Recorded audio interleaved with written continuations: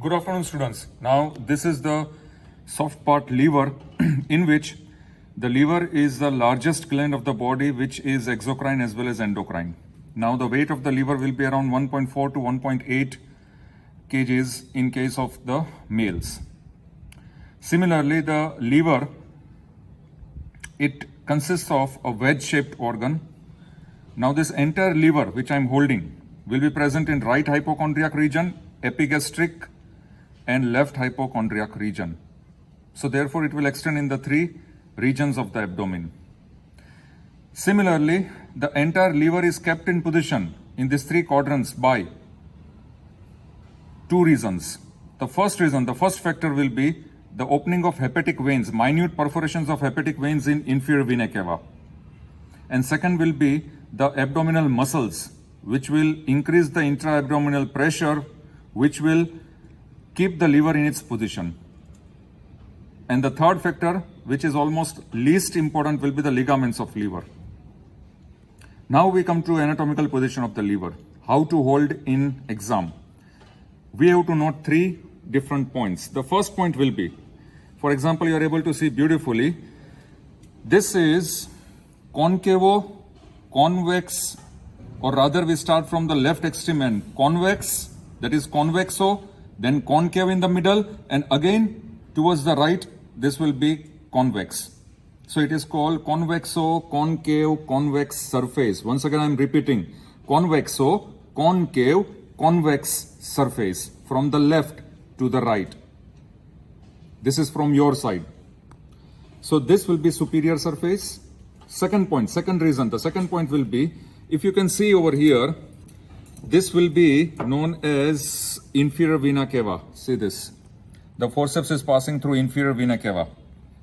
So this vertical inferior vena cava will be located posterior towards your side, and it will be located in a posterior linear manner.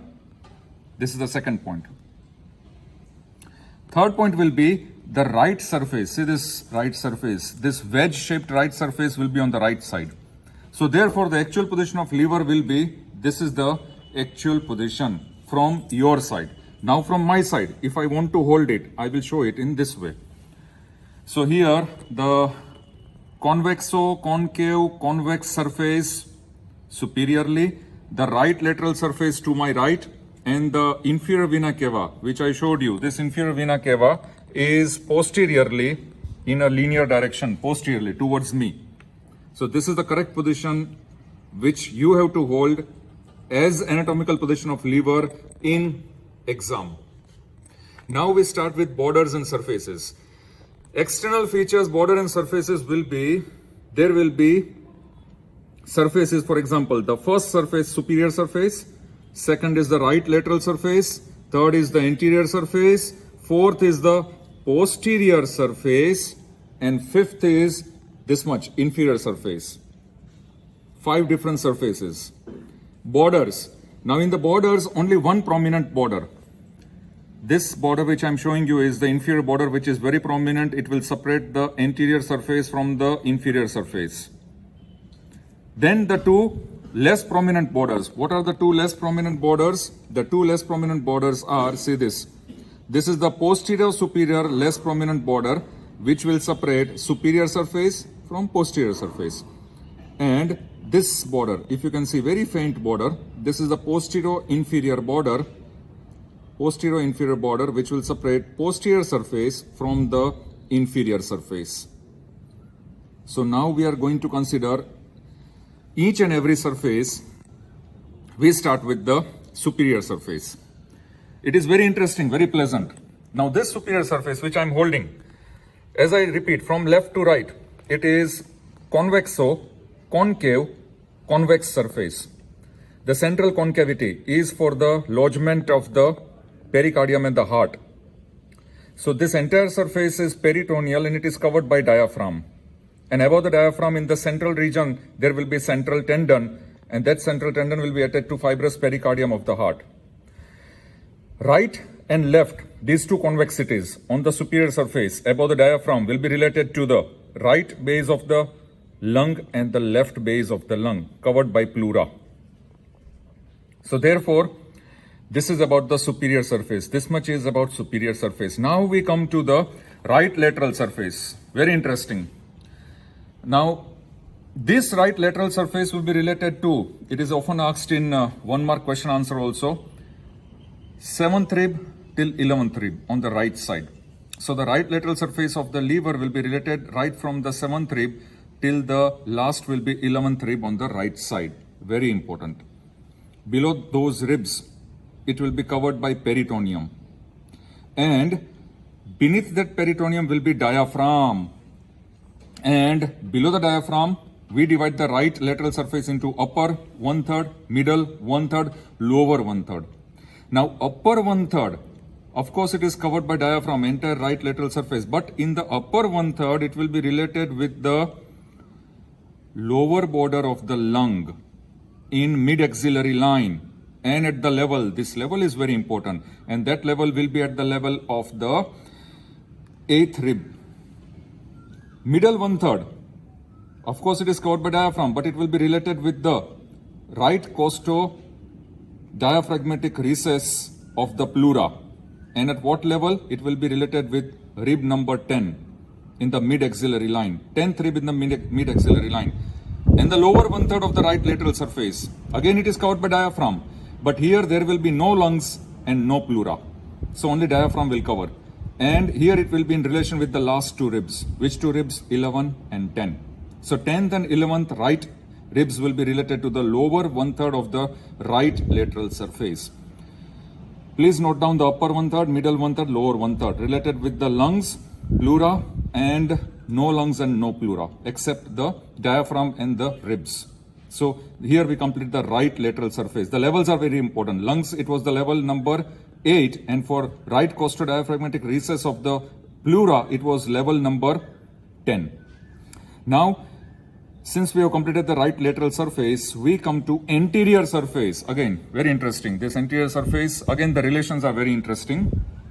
They are also very important. Now, anterior surface will be having an attachment of falciform ligament. If you are able to see this ligament, this is the falciform ligament. We have removed this falciform ligament entirely. Now, this falciform ligament in anterior surface is dividing the entire liver into right lobe and left lobe. So, from inferior border, this falciform ligament is attaching on anterior surface. It is coming on superior, and superiorly, see here, how wonderfully it is dividing into this triangular area. So, this falciform ligament is dividing into this triangular area superiorly. This is superior surface. And this triangular area is not covered by peritoneum superiorly. And here there will be cardiac impression. Note down. So superiorly, the only area which is not covered by peritoneum will be triangular attachment of falciform ligament where the cardiac impression is there. Now coming back to anterior surface. Anterior surface, anatomically, the liver is divided into right and left lobe by the attachment of falciform ligament. Now the relations. The entire anterior surface will be related, or it is covered by peritoneum, and also the relations will be, we divide the anterior surface into 3 different parts. First part will be the area which is related right to the falciform ligament and which is covered under the right costal margin. The entire right costal margin of the rib cage. Second will be the area extreme left which is located just below the left costal margin of the ribs. And third will be this intermediate area. Now this intermediate area I'm showing you with the finger. It will be lying to the left of the falciform ligament and it will be related infrasternal. This area is called infrasternal, but it is directly coming in contact with the anterior abdominal wall. So now the relations of anterior surface will be on the right side covered by several ribs, and those ribs will be on the right side 6, 7, 8, 9, 10. So therefore the right anterior surface of the liver will be covered by diaphragm, which will be related to the 6th to the 10th, from 6th to 10th right ribs. Similarly, on the left hand side, as I told you, it is covered with diaphragm and the left costal margin, but here it will be related with the costal cartilage number 8 and 9. So it is related with the costal cartilages 8, 9 over here. and intermediate, this portion, intermediate. Here this intermediate portion, which is related slightly to the left of the attachment of falciform ligament, will be related just below the xiphoid process. So it is called infrasternal region. And here this area will be directly coming in contact with the anterior abdominal wall. It will not be covered by right or the left costal margin. So therefore here we complete the anterior surface. Now we come to the posterior surface. I think we have time. Yeah. So posterior surface, this posterior surface is wonderful. It is separated superiorly by posterior superior border, inferiorly by posterior inferior border, and therefore this posterior surface will have various impressions. The entire posterior surface will have impressions. We start from right to the left. Now this is from your side. So therefore, on the right hand side, this area is known as Baire area, B-A-R-E. So this is the biggest Baire area present on the posterior surface of the right lobe of liver, which I am showing you. Remember, these questions are to be asked in Viva and practical. So the biggest Baire area is this, and it is triangular. Apex is located here. So right inferiorly there will be apex of the Baire area, and base of the Baire area, this is the base. The base of the Baire area will be formed by the groove for, this is inferior vena cava. So the groove for inferior vena cava will form the base. Superiorly and inferiorly, this Baire area will be closed by superior layer of the coronary ligament, and inferiorly by inferior layer of the coronary ligament. This is the ligament of liver. So this is the Baire area. Now what is the specialty of Baire area? This is the biggest Baire area, which is non-peritoneal. This is a non-peritoneal area. It will not be covered by peritoneum. And below, it will be related to, here, there will be right suprarenal gland. And immediately posterior to this Baire area, there will be one important structure which is related, right inferior phrenic artery. This comes in relation posterior to the right Baire area. This is structure number 1, from the right to left in posterior surface. Now structure number 2. As you can see here, this is the inferior vena cava. So this is the entire inferior vena cava. I have passed the forceps through it. Now this inferior vena cava is lodged in inferior vena caval groove. So this is the groove of inferior vena cava on which the inferior vena cava is present. And remember, the groove for inferior vena cava is again non-peritoneal. It is again a non-peritoneal structure. And on this groove there is inferior vena cava. So therefore inferior vena cava will be present between, on the right side, there will be Baire area, and on the left side here, this is caudate lobe. This structure will be caudate lobe. Now, this inferior vena cava is attached with the liver, or rather, liver is attached to inferior vena cava through hepatic veins. In the starting, I told you there are small hepatic veins which are perforating the liver tissue and inferior vena cava, and because of these hepatic veins, the entire liver is held in position. If there is rupture of hepatic veins, remember, the bleeding will not stop in clinical side. In the clinical anatomy, if there is bleeding, if there is rupture of hepatic veins, because it cannot close, because these hepatic veins do not have valves, the bleeding will not stop. That is the importance of hepatic veins. So here, this is about the inferior vena cava, structure number 2. Structure number 1, once again I repeat, was the Baire area. Structure number 2, inferior vena cava. Now structure number 3. We come to structure number 3. In the structure number 3, just on the left of inferior vena cava, this is caudate lobe. Very, very important lobe, caudate lobe. C-A-U-D-A-T-E. Now this caudate lobe, boundaries. The caudate lobe boundaries are right side, groove for inferior vena cava. Left side, this is the fissure for ligamentum venosum. Superiorly, this will be the posterior superior border, a part of posterior superior border. And inferiorly, porta hepatis. This is the porta hepatis, inferiorly. So these are the 4 boundaries of caudate lobe. Now, this caudate lobe is the only portion of the liver, not down. It is the only portion of liver which will be covered by peritoneum, which is coming from lesser sac. Otherwise, the entire liver is covered by peritoneum coming from the greater sac. Here, peritoneum from lesser sac. Now, this caudate lobe relations, what are the relations? This will form superior recess, or it will form the superior boundary of the lesser sec, or it will form superior recess of lesser sec. Similarly, this caudate lobe will have two wonderful processes. See here, this is first process. On the right side, where I am showing you, right side inferiorly, this process will be tail-like process and it is known as caudate process. It will be present between the inferior margin of caudate lobe and right margin of caudate lobe. And this process will pass between, see here, it is passing between porta hepatis and inferior vena cava.